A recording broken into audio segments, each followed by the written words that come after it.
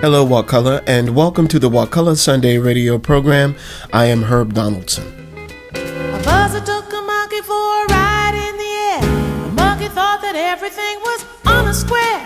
For children, the term class field trip never fails to unleash a frenzy of excitement.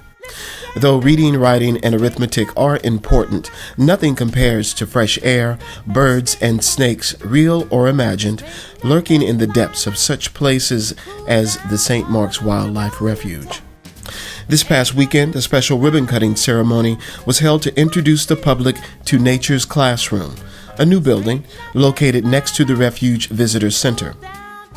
In Nature's Classroom, everyone, children and those young at heart, can experience the wild world of nature at its best. Not only is it visually appealing, but the building itself is energy efficient and environmentally friendly. There were about 600 residents of Wakulla on hand for the grand opening. I spoke to Park Ranger Robin Wills about the overall goal of Nature's Classroom. Okay, well, this is the grand opening of our Nature's Classroom for St. Mark's National Wildlife Refuge, and this will be our premier environmental education facility, hopefully for years to come. And it's obviously targeted at school children and even younger, but we also want to get adults involved. So we're starting a whole new series of programs aimed at the community to get them involved in education as well as conservation. Because a lot of people don't go outside anymore, and we're trying to change that. We're reversing that pattern of computers and TVs, getting people back outside where they can sweat some honest sweat, right, Joe? And feed some sand gnats. And feed some sand gnats, that's right. This is our visitor center and our office, so this is where we work, and this is our brand new building that was just completed 2 weeks ago, and this will be our education facility. And maybe when you came, we had a little log cabin out in the woods. This is the new log cabin. The grown-up. Yeah, this is the grown-up version. Right.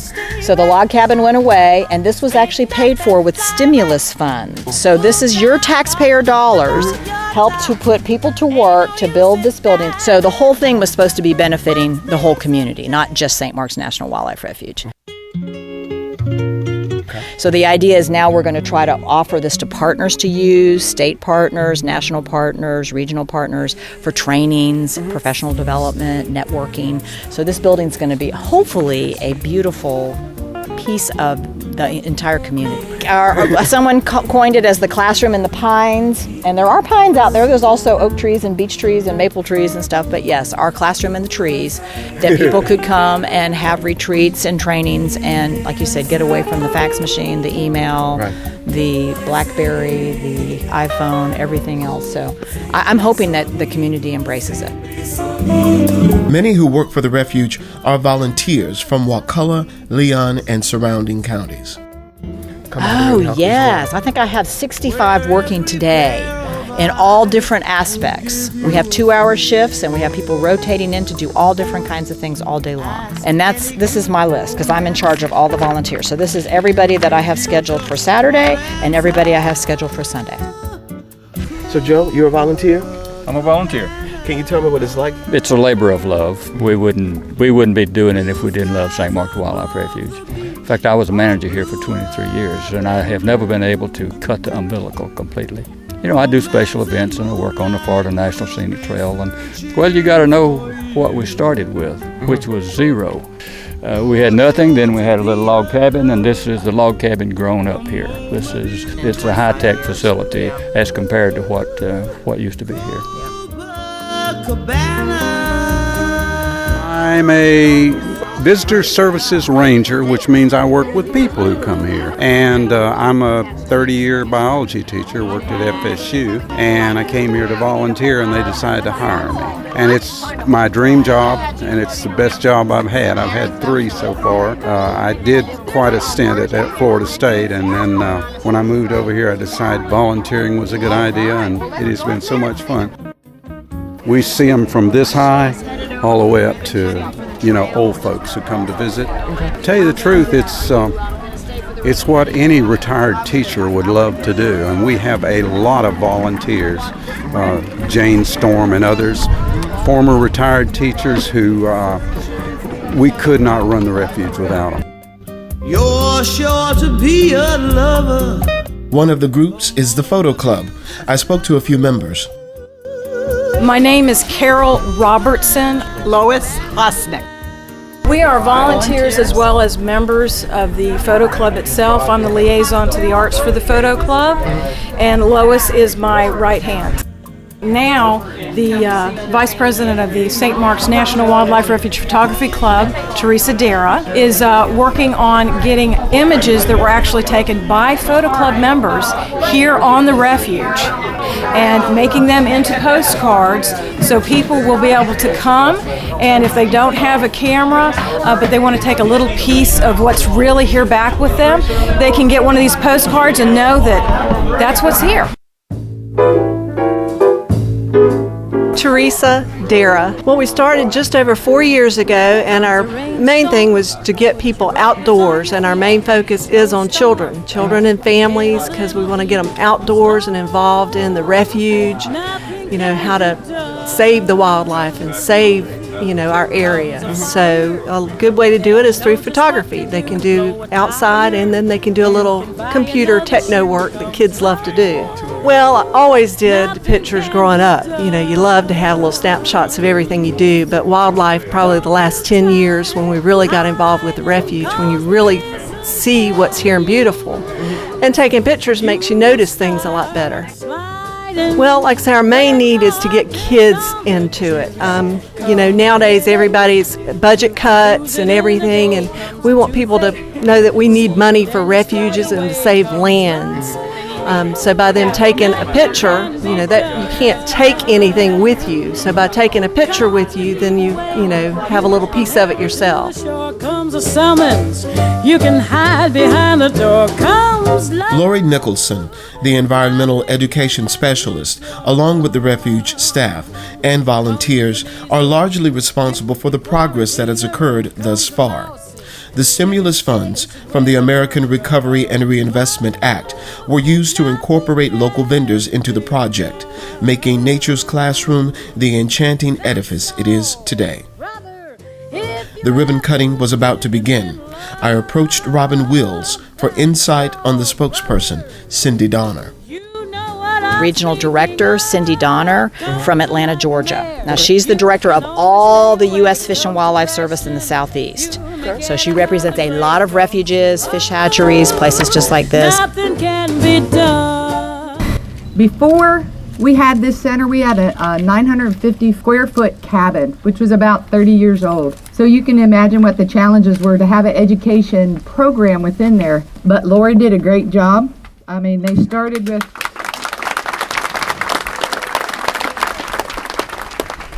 In 2007, she had about 5,400 people, and by 2011, she had 12,706 students go through. So that is amazing, and it is an accomplishment we need to celebrate, so thank you very much. Now, we also have to thank the St. Mark's National Wildlife Refuge Association, obviously the schools and all our other partners that help make that happen, so thank you guys. I view this as a conservation investment. This is for future generations, and it's for your community. So I sure do hope you take this opportunity and take advantage of what we have here. We need to make sure we start connecting people with nature, because if we don't, the things that we so love and we're so passionate about won't matter in the future.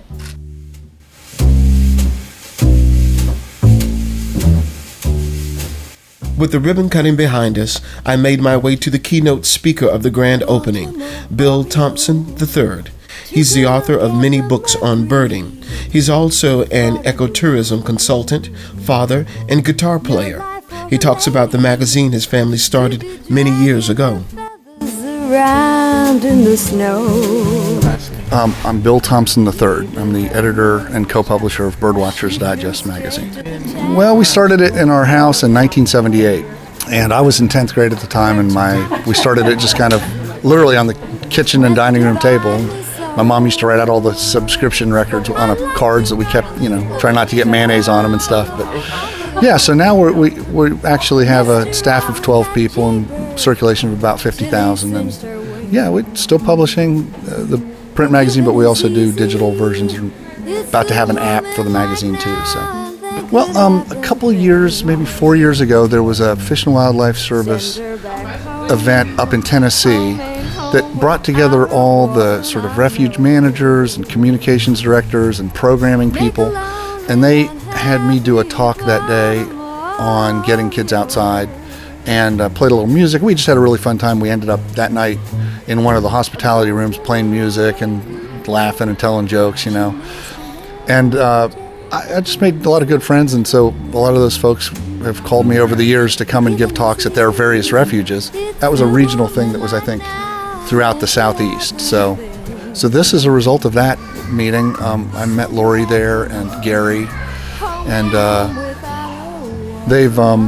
when they had this thing ready to open, this beautiful new visitor center, outdoor classroom rather, they asked me if I'd come down and give a couple of talks. So I was real flattered and honored to be asked, and so here I am. And I do a fair amount of speaking and at birding festivals and events like that, but I've never sort of been asked to do a grand opening of a fabulous facility like this. The one I did this morning was called No Child Left Inside, Birds as a Doorway to Nature. And it's basically loosely based on the book I did, The Young Birder's Guide, but more sort of philosophically based on battling nature deficit disorder and trying to counteract the fact that kids these days don't get outdoors as much as they used to. Like when I was a kid, there weren't 400 channels on TV, and you didn't have a cell phone and an iPad and a laptop. There was no internet, there were no computers really.